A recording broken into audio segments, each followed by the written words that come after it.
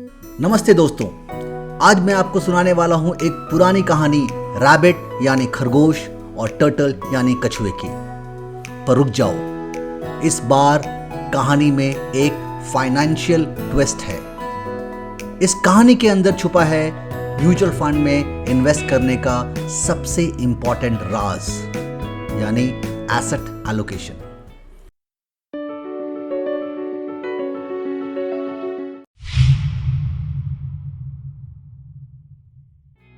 चलो शुरू करते हैं ये फाइनेंशियल रेस। सबको याद है ना वो फेमस रेस? रैबिट दौड़ता गया, बहुत आगे निकल गया, फिर सो गया। टर्टल स्लो था पर कंसिस्टेंट था। स्टेप बाय स्टेप चलकर वो फिनिश लाइन तक पहुंच गया। और फिर क्या हुआ? सबने बोला slow and steady wins the race.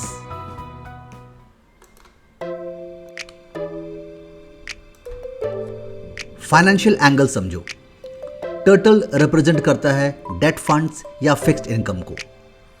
ये फंड्स स्लो ग्रो करते हैं पर स्टेडी रिटर्न्स देते हैं। मार्केट का ड्रामा इन पर बहुत कम असर करता है। अगर आप डेट फंड्स पे इन्वेस्ट करते हो तो थोड़ा बहुत रिटर्न आपको कंसिस्टेंटली मिलता रहेगा, मार्केट अप हो या डाउन हो। पर क्या वो रिटर्न्स इन्फ्लेशन को बीट करने के लिए काफी हैं? हम आगे देखते हैं।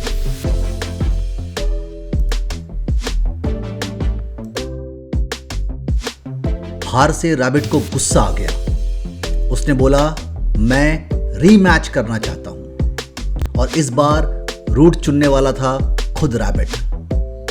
उसने बनाया एक सीधा smooth road, no hills, no rivers, बस स्पीड। रेस शुरू होते ही रैबिट तो रॉकेट बन गया। टर्टल पीछे रहा और रैबिट ने आसानी से रेस जीत लिया।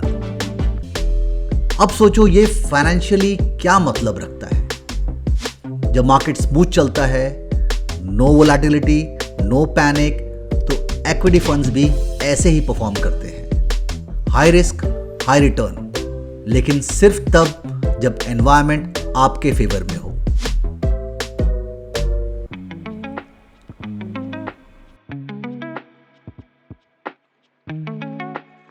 लेकिन टर्टल भी कम नहीं था। उसने बोला, अब रूट मैं चुनूंगा। और टर्टल ने बनाया एक नया ट्रैक। बीच में था एक बड़ा रिवर। रैबिट ने दौड़ना स्टार्ट किया पर रिवर तक आते ही रुक गया। उसके पैर पानी में नहीं जा रहे थे। टर्टल ने मुस्कुराते हुए बोला, यह रिवर मेरा एरिया है। और वो आराम से तैरकर क्रॉस कर गया। बेचारा रैबिट शॉक में रह गया। फाइनेंशियल लेसन, ये रिवर है मार्केट की वोलेटिलिटी। जब मार्केट क्रैश करता है, इक्विटी फंड्स रुक जाते हैं, ये नीचे गिरते हैं। पर डेट या गोल्ड फंड्स स्टेबल रहते हैं, वो आपके पोर्टफोलियो को बचा लेते हैं। टर्टल जैसे फंड्स आपके लिए सेफ्टी नेट का काम करते हैं। कभी रैबिट जीतेगा, कभी टर्टल। डिपेंड करता है एनवायरनमेंट पर, मार्केट्स पर, कंडीशंस पर।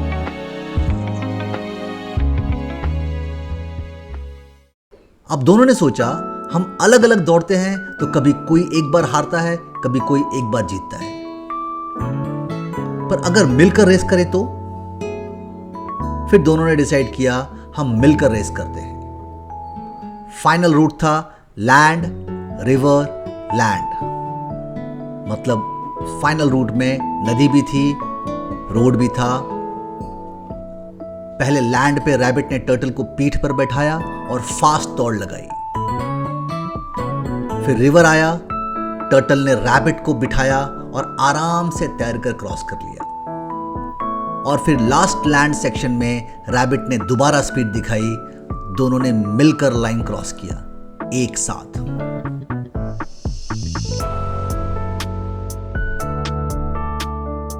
फाइनेंशियली इसका मतलब है इक्विटी और डेट को मिक्स करके आप बना सकते हो एक बैलेंस्ड पोर्टफोलियो। इक्विटी देती है ग्रोथ, डेट देता है स्टेबिलिटी। जब दोनों मिलते हैं तो पोर्टफोलियो बन जाता है विनर।